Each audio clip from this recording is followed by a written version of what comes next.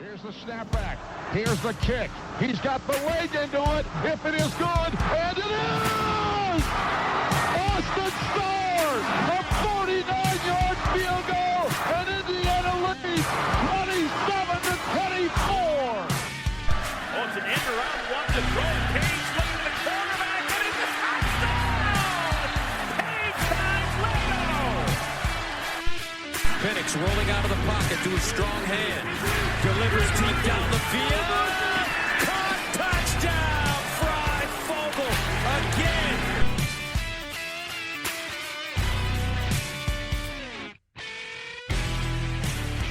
Basketball team got you feeling good?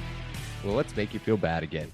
This is the LEO podcast. I'm your host, Michael Bragg. You can find me on Twitter. It's at Bragley, Bragggley.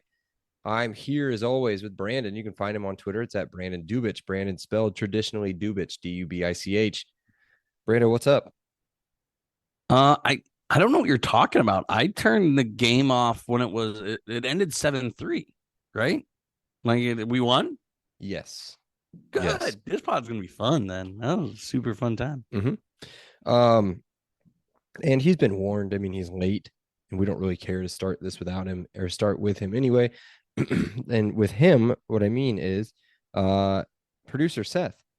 You can block him on Twitter. It's at SayTop5, SETAH5. He is unbearable right now with his Purdue Boilermakers being a completely overrated mess in basketball and winning the JV division of the Big Ten in football through a backdoor. They are going to get crushed. I can only hope. Here's 52-3. 52-3. I think we'll talk about it. We'll do a prediction at the end. We weren't going to do this, but we'll do it. We'll do it at the end, and it's going to make Seth so mad. And we're going to be really wrong, probably, because I'm assuming that they sell the place out, and it's going to be a hell of an atmosphere downtown. But okay, so yeah, there we go. Final score from Saturday, Brandon. Believe it or not, it was Purdue 30, Indiana 16.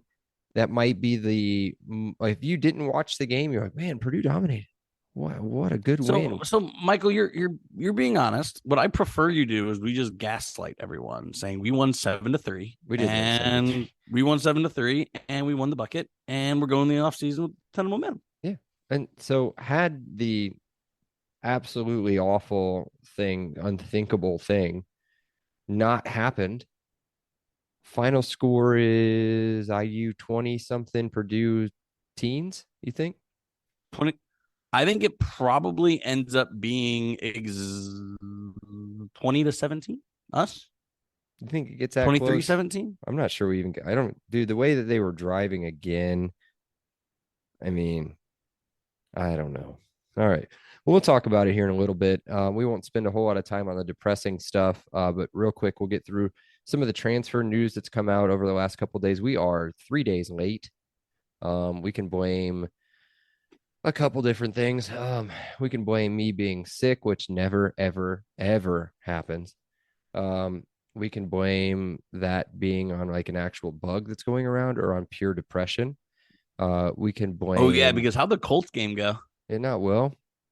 Also, fell asleep during that one at the end too. So, and it was a lot worse before I fell asleep. So that's kind of glad I didn't stay up for that last or whatever Matt Ryan did or bad clock management or whatever happened. So. Jeff Saturday went from GOAT to terrible.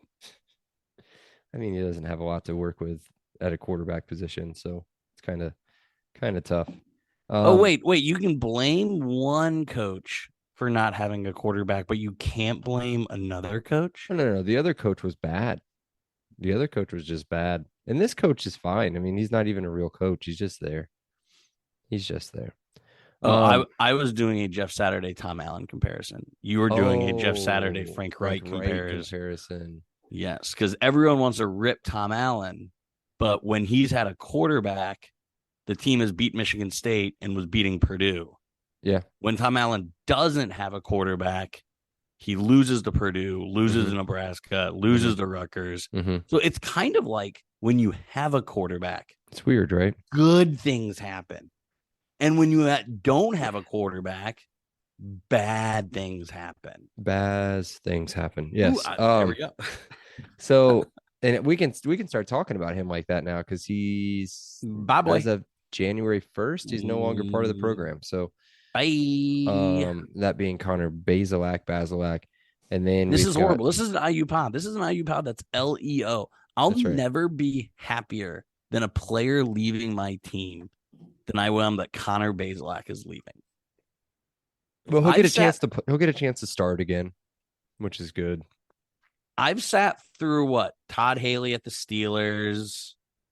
Trying to think of IU players I was happy to see go. I literally can't think of any because it's just all Baz. Yeah. I think that's pretty accurate. Seth, early Randos. Was he the worst quarterback you played all year? No, they played Northwestern. Yeah. Whose quarterback was better, Baz or the Northwestern quarterback? Baz by a hair. Yeah. He might be able to transfer to Northwestern and start. Like that's how bad that quarterback is. That dude is bad. Some other transfer news. Who else? Wim Watley Neely's transfer portal. Your boy Charles Campbell transfer portal. My boy fluttered. Yeah, that was a sputtered, not fluttered. Fluttered would have been like, "Oh, congratulations, you're learning to fly." But no, he sputtered, as in, "Oh, he's falling out of the sky." Okay, cool. Are we going to? But again, if Seth wasn't here, Seth, I don't know if you knew this, but IU won 7-3. So, that's how the game went. I don't buy it. That's what I'm doing. When everybody had full strength teams, yep. IU was winning possibly 14-3. Okay. If you're going to count all the injuries all off season again, let me know. I'll get the tracker out. I'm not. Okay. Not doing that. Not doing that. Just talking about the dude that was tearing you guys apart. Cool. So I don't know if you want to stick to normal platform. I think we do just because it keeps us on target, right? Like we can go on whatever tangents, but let's at least have some structure so this isn't a 3-hour pod. Yeah, let's do it. Now remember, this is just for the game. This is not for the season. We will do some sort of season recap. Maybe next week or maybe next Wednesday after. So okay, so we do what went right, what went wrong, stocks up, stocks down, and then we don't need to revisit predictions. Nobody was really close, I don't think. Maybe Seth was close. But it doesn't, come on. It wasn't fair. We had to play with Baz. So okay, what went right, Brandon? Time of possession, penalties, rushing. Remember when we couldn't rush for 25 yards? Now we can just rush for 200 easily. It's like an offensive line coach mattered, like a little bit. Like weird that when, a manager is able to make an executive decision and put someone good in place, good things happen. So yeah, time of possession, penalties, and rushing. And then, when we were at full strength, we went 3 for 3 on 4th down. So that play calling was nice when you had your full arsenal. So Arsenal. That's what I had. Arsenal. Nice. That's what I have on my agenda are those 4 things. I'm just going to do this. I'm going to tangent a little bit, but it sticks with the what went right. You talked about it. It's amazing what happens when you have a good offensive line coach, right?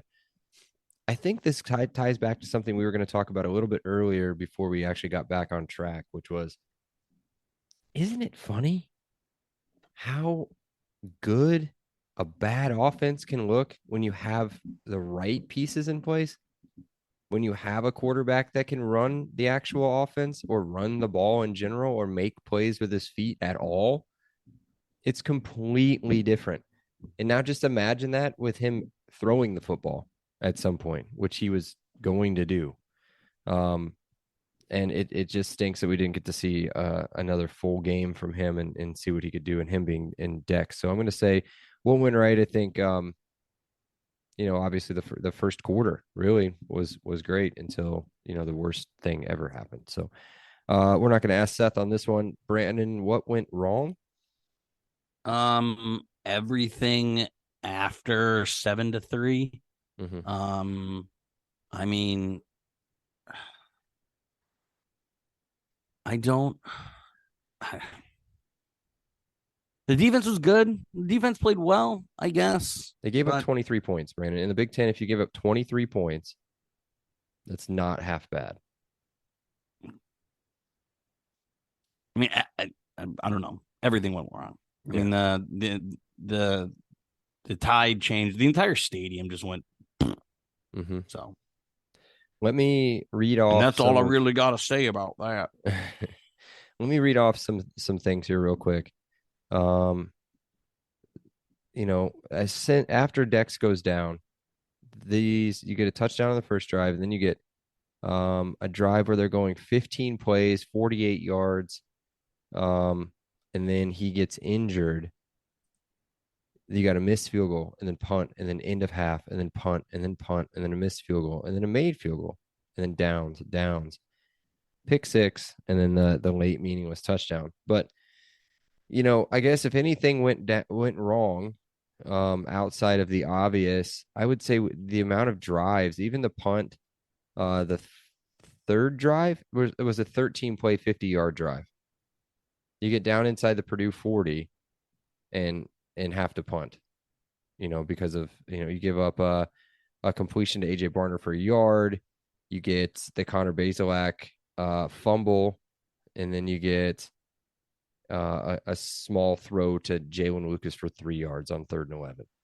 I mean, just what happens. I mean, it's all based around Dex going down. So it's hard to pinpoint everything on one person or one scheme or anything like that, or individual play calls, because it was all set up for Dex and it was working. So I don't have really anything else to say that went wrong. I mean, as I said, you kept, Aiden had a good game. Care what Seth says or is going to say. He's not going to say IU anything. wins this game with Dexter Williams. 100. Well, he knows that, I think. They win this game with Dexter Williams. I think it's still close. I think it's still a one possession game. He'll say the same thing. I'd give you that. Yeah. It just stinks, man, because he was running that offense perfect and it was all going well. I mean, you shouted out to the guys on the running back group. I just want to give some individual numbers and yards per carry. I mean, Sean Shivers was worst of the bunch at 3.6. And for him on the season, that's an acceptable average. You've got Josh Henderson at 5.7 a clip, and then obviously Jalen Lucas, who maybe skewed a little bit, just 9 carries, but 11 yards per carry, long as 71, big touchdown at the beginning of the game. Yeah, just, it's always something, right, Brandon? I mean, I don't know who put a curse on this program, but when is the last time we went a season without injury at quarterback? It's been half a decade. It's been, I mean, Sudfeld would get hurt. Lego would get hurt. Penix got hurt a lot, obviously. Ramsey's the only guy that didn't. Yeah. Tuttle got hurt. He got hurt, but then he played through it. Williams got hurt. I think if you went back, our last 10 quarterbacks have had season-ending, or 80%, 8 of our last 10 quarterbacks have had season-ending injuries. I wonder if Ben Chappell's not the last one to play a full That was the season. first name that popped up in my head. He played 12 games in 2009 and 2010. That is so I wonder if he's not the last one. Incredibly bad luck. Like, injuries happen, sure. But to have your quarterback go down that many times and that many quarterbacks is just like the odds. Like, you'd win the Powerball twice with those odds. It's just crazy, man. And then the next quarterbacks were Edward Wright Baker, Trey Roberson, who we knew he got hurt a lot. So you went pretty much from Roberson and then that mix to Sudfeld. So yeah, I think Ben Chappell is the last one to play a full 12 game season. Well, Peyton didn't miss any lose. But Peyton didn't start for 12 games. I'm talking about starting the season and going all the way through. So, and did Ramsey, because Ramsey never started any of those seasons. But nobody wants to talk about this, Seth. Nobody wants to talk about this. They just want to talk about, oh, we don't have the facilities. We don't have the money. Sports, sometimes sports is just luck. I mean, are those other things true? It's sure. The prevailing factor is IU doesn't have a quarterback. And it isn't because IU doesn't have a quarterback. They haven't been able to keep a quarterback healthy. And that is just luck. And it's just horrendous luck. I'm going to shut down real quick before he starts. Any other avenues could be, well, they haven't had a good offensive line. Well, there have been literally since 2011, there have been multiple first team All-American offensive linemen on the roster. They've had really good wide receivers. No All-Americans. They've had one of the greatest running backs statistically in NCAA history. They've had incredible offensive coordinators. It's just all pure luck. Seth? No, I mean, I was going to say I can foresee a world in which the offensive line is to blame for the quarterback issues. I can see a world where the offensive coordinator is at fault.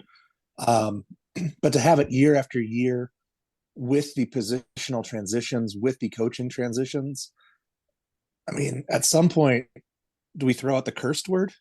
I mean, I already did. I did 5 minutes ago. Okay, I did. Well, I was slow. Some gypsy curse is on IU, and it literally doesn't make any sense. Well, here's the hot topic, Brandon. How long has it been since we've had turf and field turf since I can remember at IU? But that obviously didn't affect Ben Chappell. But the newest field turf was put in 2018, and then before that, they did some other stuff. Yeah, before that. So Penix slipped on turf at Maryland. Tuttle's collarbone got crushed. Yeah. Right. The turf, sure, you can chalk up Dexter's. Penix's was at IU on the sideline. No, that was at Maryland. I'll fight you on it. It was at IU. Don't do it. You're gonna look it up. You can look it up. They were wearing the Army jersey, like the military. I think it was at jerseys. Maryland, man. I think it was at Maryland. You want me to look it up? I'll look it up. Penix's clavicle wasn't on the turf. That was on our turf, but it wasn't. It was, yeah. So I mean, sure, you can chalk up maybe 30% of them to the turf, but I'm not blaming the turf monster. I'd rather blame a witch curse. Because as we know, witches in football are a thing. I mean, you have Aaron Rodgers in Blue Earth. You have Tom Brady's ex-girlfriend, Giselle. So witches are prevalent in football. Giselle's 100% a witch. Okay. Like a good witch. Like she's like a Stevie Nicks, I only do it for energy and not gotcha. Not like a spooky witch. Gotcha. Blue Earth is like a legit spooky witch. Gotcha. But yeah, I mean, witches in football are apparently a thing. So, some witch put a curse on Indiana, and that's the story, and I'm sticking to it. But it doesn't matter because we won the bucket game 7-3. Yes. By the way, it was at IU 2020, IU Maryland. I still don't believe you. Oh, it's just internet doesn't lie. So, it doesn't. All right, man. Stock up, stock down for the game. Stock up on offense. Jalen Lucas is an absolute monster. He is ridiculous. Even if he transfers, he's not going to transfer. Stop it. We lock him. We just don't let him. We just kidnap him. Mm-hmm. You ever seen the movie Celtic Pride? Yeah. That's what I'm doing. I'm just kidnapping Jalen Lucas. You do it without the illegal stuff, but yeah, that's fine. Well, I'm pretty sure kidnapping is illegal. Let's just not pile stuff on top of each other. One charge is enough. Yeah, stock up offense. I'll go you know what? I'm not gonna give them because of the sacks. So I don't want to hear about the sack. How many sacks did we give up? 3. I'm going to go offensive line. Just It's strictly hard for not run. to give up a sack to a statue. True. Just simply for run blocking. As I said, 25 carries, 206 yards on the day. I'm sorry, that was receiving. 44 carries, 215 yards rushing, and that includes Baz's 5 carries for negative 13 yards. So everybody looked crisp. There were holes. It was good to see. Definitely, they've had a good end to the season. The last 2 games. Seth, Jalen Lucas was the only answer. okay, all right. Defense. He didn't play well, but we're talking about stock up. And you could see it's starting to click for Caden Turner. I think in an ideal world, he got a red shirt, but I think he is going to play significant snaps next year and the rest of his career. So I'm going to say stock up Caden Turner for just getting game reps. Caden Turner can redshirt, by the way. That was his 4th game. He's only played in amazing, 4 games. Amazing news. If we can get 4 more years of that kid, he may turn into Seth's favorite non-Purdue player, which is Max Holiday. I'm going to go DeMarcus Elliott. I know that we've kind of pooed on him a couple times in this podcast. I thought he had a good finish to the season and in a pretty decent game on Saturday. So not Alfred Bryant? He had 2 sacks. Alfred Bryant had a good game as well. I was going to save that one. That was mine. No, I'm not giving the Purdue fan any credit. Oh, he's picking, so that's good. Do we need to do offensive stock down? No, because it's pretty everyone obvious. knows it. Yeah, because I thought everybody else on offense played pretty well. I thought the receivers were pretty good. Didn't see a lot of drops or anything. Trying to think here. I mean, Barner even had a few catches. Who is McCall Ray? Is it? Let me look at him here real quick. I think he's a walk-on. Has to. Let me look at him. McCall Ray. He's a transfer. Oh goodness. I'll look him up. Here. Got a question for you. Early Brandos Randos. Actually, I don't really even have any Brandos Randos because I figured there was just be organic. Was there any thought, I know not on the offensive staff, but in years, that we just plug Donovan McCulley in at quarterback and run the 2 passes offense that we ran at Michigan State? I thought that's what was going to happen. I wanted that. I was screaming. I was at Kilroy's downtown screaming, put McCulley in. So I just now am piecing this together on why this didn't happen. Obviously, he probably doesn't know it. This is a new offensive coordinator. So for him, he played quarterback for 4 years. I know it's different, but he played quarterback totally 4 years in high school, and he played quarterback last year at IU. Different coordinator, different coordinator, different playbook. You got it. So just put yourself in how football coaches are, Brandon. They're very like, what's going to give me the best percentage? What's going to do this? So the best percentage, a running quarterback. Exactly, but they don't have another one that knows the playbook. Maybe Sorsby, but would you feel better about Sorsby or no? Baz? I mean, you got to put Baz. Sorsby was totally out of his element in that Penn State game. He just wasn't ready, and he probably wasn't ready for this game either. McCall's been on the team since 2020. He's been on the team for a while. He appeared in 5 games last year, and appeared in 5 games this year. So on special teams, he's just a wide receiver out of Bedford, one of Seth's favorite high schools, actually. So there you go. Stock down. Stock down. Offense we already did. Stock down. Defense. I don't know. I mean, we didn't get any turnovers. That sucked. That wasn't ideal. No. I was gonna go, and I hate to do this, but I was gonna go Dasan McCullough.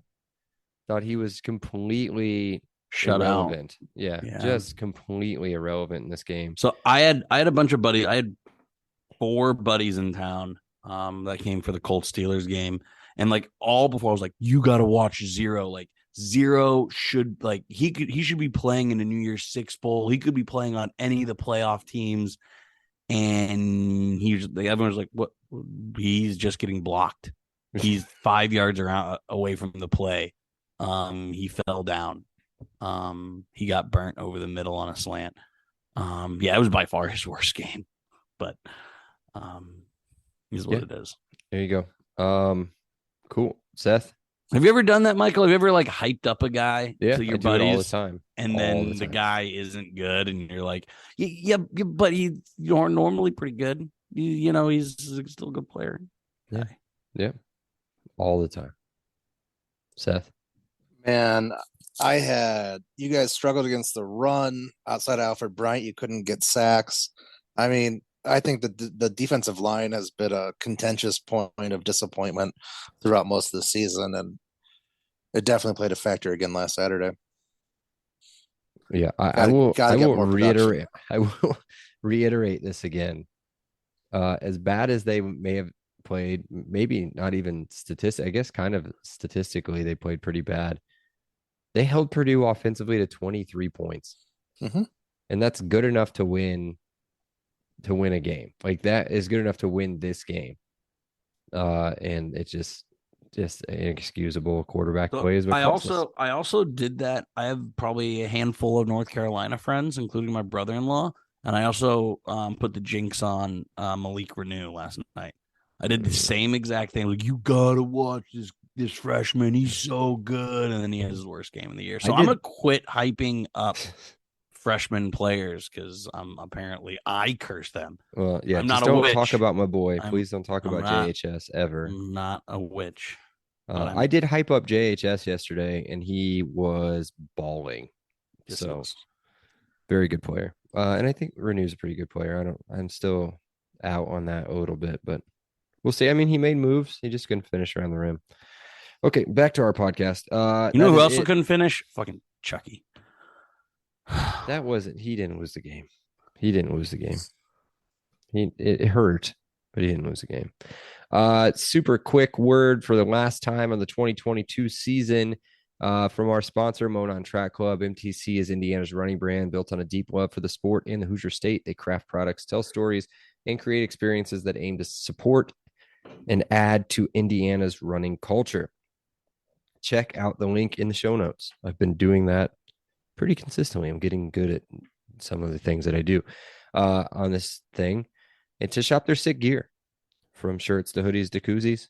As a thank you to our listeners, they're offering 10% off your order. LEO10 at checkout, LEO10. Get your significant other some running gear. Nothing says Merry Christmas and I love you more than a shirt that is suggesting that they go outside and exercise. Use the code LEO10 at checkout, LEO10. As I said, Seth's giving me the face, but what would your significant other like to open? A vacuum or a nice gift pack from Monon Track Club? Get a shirt. You can get a hoodie. You can get a hat. You can get koozies. You can get stickers. You get all of it. And you can get it all for 10% off. Now, back to the show. Predictions, blah, blah, blah, blah, blah. It doesn't matter. Mine would have been fine had Dexter not got hurt. Brandon, do you have any other questions you want to throw out? I got a big one. This is a massive one. Please don't talk about the turf. Like talking about the turf. All right. So we won 2 more games. Mm-hmm. We doubled our win total. Why do I feel worse going into this offseason than I do last year? And I feel worse because we don't have the recruiting class. We won't have the returning seniors. And I think the negativity around the program is worse. Okay. So I'm going to stop you. One, we knew going into, and this should help. I'm going to calm you, I guess. One thing to start to hang your hat on is you figured out the offense. You figured out the offense. You've seen what it looks like whenever you have I really don't. And we love Dexter. Everybody knows this. Love Dexter. I don't think Dexter's the answer. I think you need somebody that can consistently throw the ball and offer that running threat. So I think you'll see us go get a dual threat quarterback from somewhere in the transfer market. that will make an immediate impact next year. So you've seen what the offense will look like.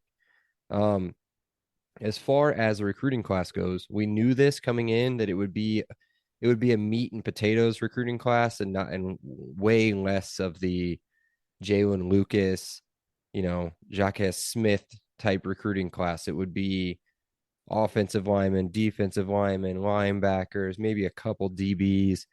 It'll be the big uglies and the people that you're like, man, a bunch of 3-stars, but you don't really get a bunch of 4 or 5-star offensive guards and things like that. So that's okay. Do I feel like the momentum's? I don't think the momentum's it's no worse than it was last offseason. It can get better. I really do. So I think so. I don't feel like the negativity was on Tom Allen. It was on the offensive coordinator. It was on the offensive line coach. It was on the president of the university. Well, now it's on the athletic director of the university more than it is on Tom Allen, I would think. Well, I went off on Scott Dolson. We don't need to do that again. I do think Scott Dolson is more responsible than Tom Allen. Tom Allen is definitely not absolute of blame. But Scott Dolson is my enemy, number one. Mm-hmm. But yeah, I felt like the tides hadn't turned, and I've talked about this before. I don't know how Tom Allen gets out of Tom Crean arena for IU fans. Like, I just feel like, I made this comparison after way too many beverages because I still like Tom Allen. I'm still on the Tom Allen train, but I'm like, that scene in Step Brothers where Seth Rogen's like, well, now the tuxedos are a little messed up. I think that is how Tom Allen's rawness has gotten to some fans. They're like, they loved it in 2019, loved it in 2020. And now 3 seasons later, or 2 seasons later, now they're like, that's kind of weird. Like, we don't like this anymore. What is that? Like ketchup and onions and ketchup. But yeah, all right. So you're feeling better. You feel better at 4-9 and 4-10 and going into that because you're going in against 2 wins against Big Ten teams. You're going in with 2 wins against rivalries. We would have beat Purdue. We didn't say that last year playing with Grant Grimmel. So I can be sold about this being an improvement.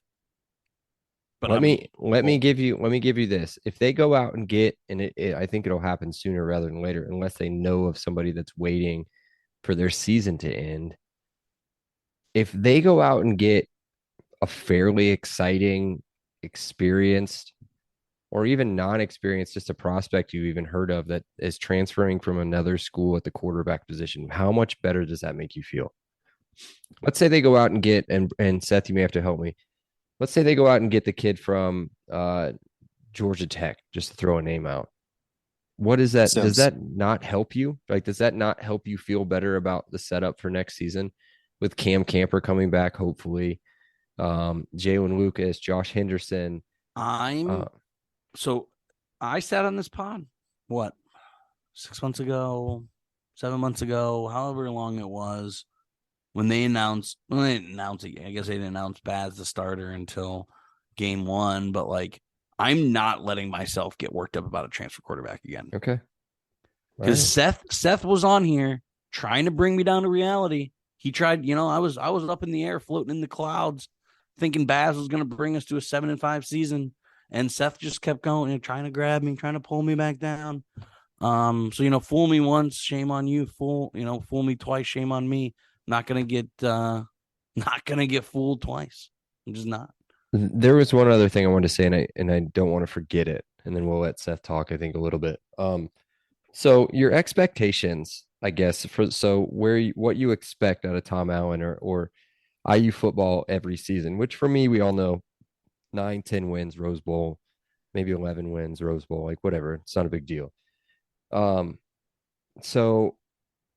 But the perfect question and perfect analogy that I just heard today was, I was listening to kind of a breakdown of the U.S. men's soccer team with an English pundit on this podcast, and he asked, he goes, realistically, what are your expectations? Like, are you happy with getting out of the group, or do you guys really think you can go win the whole thing? And it's just like, what is everybody's expectations for IU football? They won 2 games in 2021. You know, we've talked about the injuries 1,000 times. They won 4 games, and had we been able to do something, or just now we can talk about the whole Tom not putting in Dexter before now and blah, blah, blah, blah, blah. Who knows? We will. We'll talk about all of that in the offseason. Like, we'll have a pod dedicated to each one of those. But let's just stick to what we're doing now. Okay, right? Yeah. Probably should have beaten Rutgers. Should have beat Maryland. There's 6 wins, right? If you don't want to take one of those 2, you can take Nebraska. There's 6 wins, maybe 7 wins, with a win at the time, as of 3 weeks ago, against Illinois, which was turning out to be an incredible win. Now it's just meh, whatever. But you've got talent on the team. You've got talent coming back from injuries. We had another disappointing year from DJ Matthews. I mean, there's just a lot of things that didn't work out right, that, this is the great thing about the transfer market, is you can hit the reset button again, try to find the right quarterback. And when you do that, that's going to make a huge difference with this team. You've already seen it in a very short sample size. So I think you need to be excited. I'm not excited yet. We'll see what happens. But I don't think there's nearly as bad of a feeling around this as if we would have lost Michigan State and Purdue to finish the season. All right. That's all I got. All right. So my first question is, and there's 2 routes to go in the quarterback market. When we talk about transfers, you have the guys who need a change of scenery, who may not have played before, who are maybe high prospects. I'm thinking of the guy from Ole Miss, Altmaier. Yes, I think he was like a 4-star guy, but hasn't played. Or would you rather go, and I'm not going for specific names here, I'm going more of just kind of what kind of brand would you be looking for? Or somebody like, there's a couple of kids from Tulsa who are transferring out, who are at a lower tier, but have had, at least a fair amount of success, and are looking for a bigger landing spot to showcase their talent. Which would you rather go for, the high prospect who hasn't gotten on the field yet, or kind of, I don't want to say a vagabond, but kind of a proven talent somewhere else who needs a bigger pond to fish in? I want the Will Levis of transfer quarterbacks. That's who I want, to answer your question. So somebody that's leaving because he knows he's not going to get on the field. So I'm just looking at some of these. What about Cade McNamara from Michigan? I'd take McNamara. I would take McNamara. I think he's a good quarterback. I'm just looking through some of the quarterbacks that are in here right now, and there's a new one here, Chance Nolan from Oregon State. He's not what we need, I don't think. Yeah, we have Hudson Card from Texas is another one. Yes. Yep. These kids now, I think we've learned our lesson. We've seen, we should have listened to Seth. I cannot believe I just said that. With Connor Bazelak, thinking, how about Alex Padilla from Iowa? That's somebody that's had experience in a bad offense. Pro style quarterback. He runs a little bit though, doesn't he, Seth? Yeah, but he's like 5'11", 185 pounds. Yeah, so he's not, that crazy. He's not a pocket passer, but he's not a true rushing threat. So but he does a little bit of everything. Luke Altmaier. You've got the kid what about the kid Paul Tyson from Arizona State? Mm-hmm. I'm not looking at any of these at anything. Can you imagine if we had gotten Bo Nix? Yeah, so, dude. No, I do think Jeff Sims out of Georgia Tech makes the most sense. He has a lot of dual threat capabilities. He's a really good passer. He started for, I think, 3 years at Georgia Tech, so he has tons of experience in the ACC. I think he wants to go somewhere that is a lot bigger than IU, though. That's my guess. Yeah, I don't know how that's going to work. And I'm looking at Jeff Sims' profile right now, his recruiting profile. So a 4-star quarterback coming out of high school in 2019. Or the 2020 class, 6'3", 205, dual threat. I don't know if IU was involved at all with the recruiting. They were not. Some bigger offers for him. So yeah, I don't know if that's an option. I mean, we'll get into it, I think, once we get a little bit more a little bit more movement in the market, and we kind of see like what's happening. But yeah, to answer your question, I think I would. I want the proved, like I want the guy that either left because of a coaching change or something like that, or a guy that got Wally pipped. Like, oh, I got injured and then someone else came in. That's who I want. See, I don't want that. I don't want that because that reminds me too much of Baz. That's what that. I mean, I'm not saying, but I don't think Baz just got beat, right, Seth? Yeah. What I would want is so Cade McNamara got beat. I mean, Cade McNamara's situation at Michigan is the same exact thing.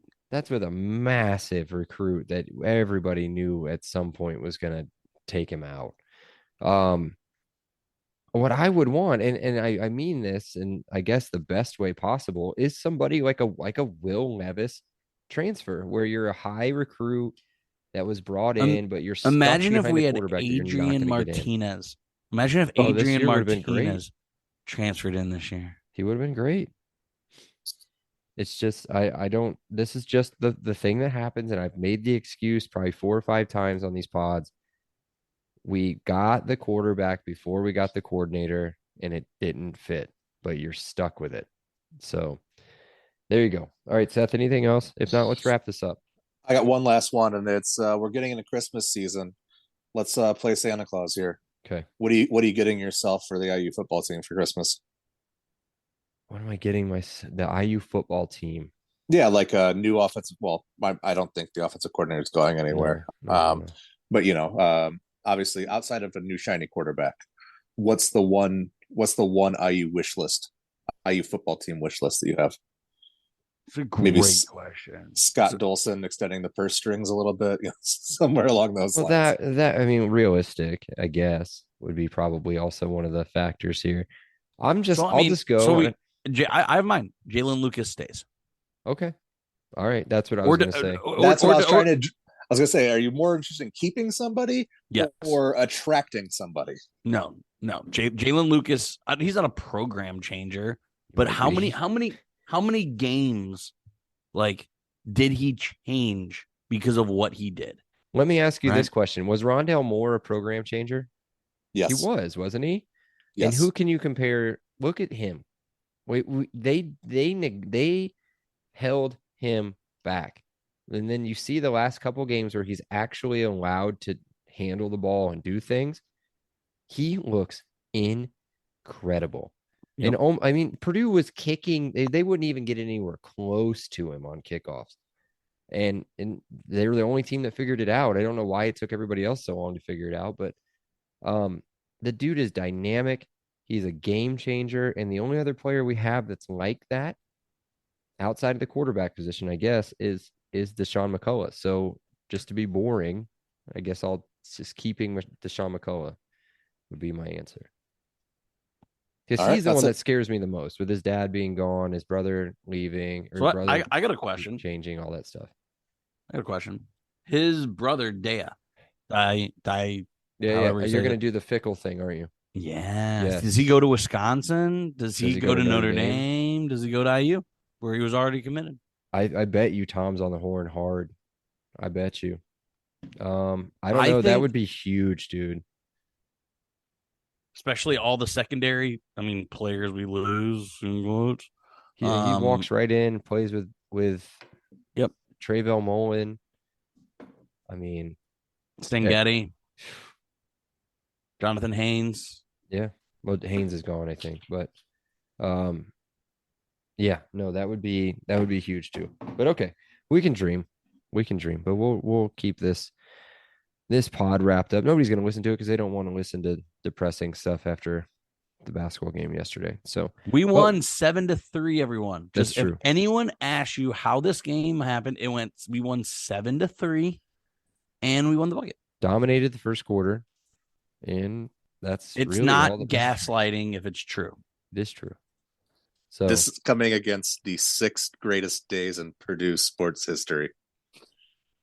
Which will all, and let's do a prediction. No, before Seth came on, we were doing a prediction That's right. for the Big Ten championship. Okay, let me do it. God. Let's do it. I'm gonna change my prediction slightly. I'm gonna get a prediction. So you go ahead and do yours now, because I'm gonna look at Michigan's schedule. 48-10. Oh, okay. Corum's out.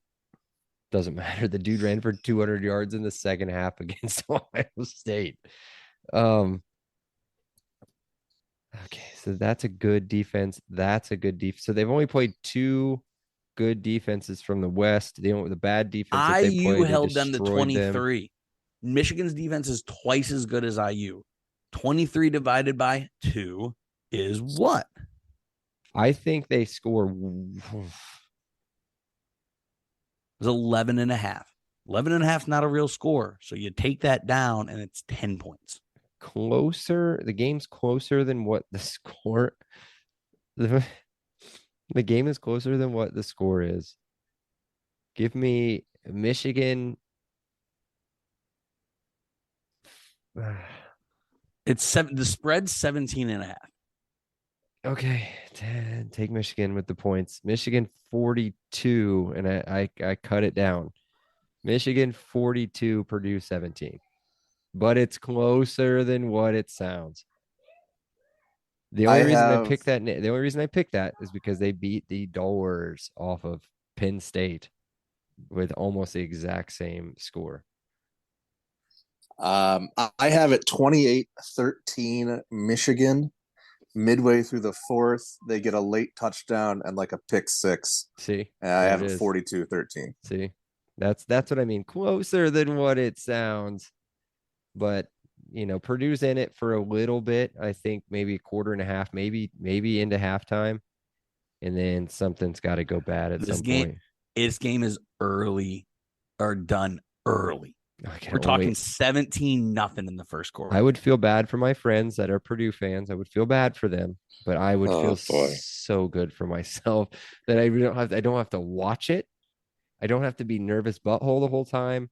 Like, I don't have none of it, because if there could be anything worse than right now than them sitting here flaunting around their completely overranked basketball team, and it would be for them to do that thing with the basketball team and the effing Big Ten championship and then going to play Michael Penix in the Rose Bowl.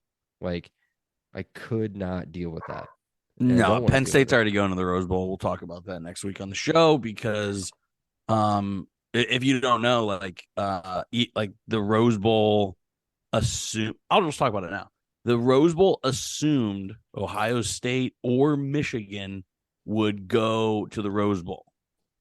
They don't want to accept Ohio State at this time because they already made like arrangements with like boosters and everything on either one of those sides. So Penn State is going to the Rose Bowl. They've like already been unofficially invited.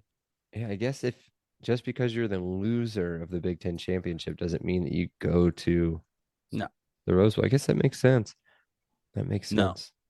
No. Okay. Nope. Just real quick. It worked out real well for them last time they were there. So I'm just going to say this already for you guys because I'm obviously going to support. I'm not a football fan. I'm a soccer fan.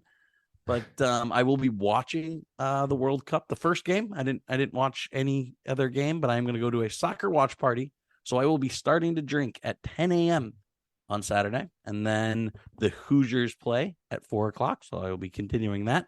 I am going to be so just out of my gourd for that Michigan Purdue game. Just be ready for it, Seth. What? Wait for the texts. What Central Connecticut State Christian Tech team does IU play this week in basketball? The Rutger. Yeah, it's Big Ten. It's the Big Ten jam up. Damn, we're gonna start 0-1 in the Big Ten.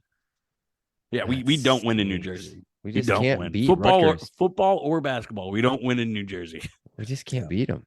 I don't get it. I told you this. I didn't say it on the pod. Geo Baker was on maybe I did say it on the pod. They were done. Geo Baker was on Jeff Goodman's podcast. Yeah. And he said something along the lines of, we were never scared of IU. We beat them 8 of 9 times. Yeah. I was like, that is embarrassing. But either way. Okay. Speaking of embarrassing, you can check us out on Twitter. It's at Podcast LEO. Be sure to download, rate, review, follow on all of our platforms. Maybe I'll do a little bit of live tweeting on the Twitter for the Purdue game. Ooh, should I? Ooh, maybe you should. No. Maybe you should. We'll get you we've kept the login away from him for so long. We'll This change is the this is password true, on- listeners. They have not allowed me on the No. Twitter. They have not. We'll change the password on Sunday. But Oh no. either way, love you guys, Elio. Go Elio. Michigan. Elio. He said Eat it. shit. Hail. Elio. Awesome day. Elio. Thank you so much, Rick. I appreciate that. Elio. All right, great. Elio. Appreciate you guys. Elio. You're welcome, Dave. Have a great day. Elio. Have a great day, Elio. Appreciate you being here with us. Have an awesome day. And Elio. Oh, thank you so much. Elio. Well, thanks so much, Elio. Hey, thanks so much, Mike. Appreciate that. Elio. Appreciate you guys, man. Have an awesome day. Elio. Awesome. Elio. Elio.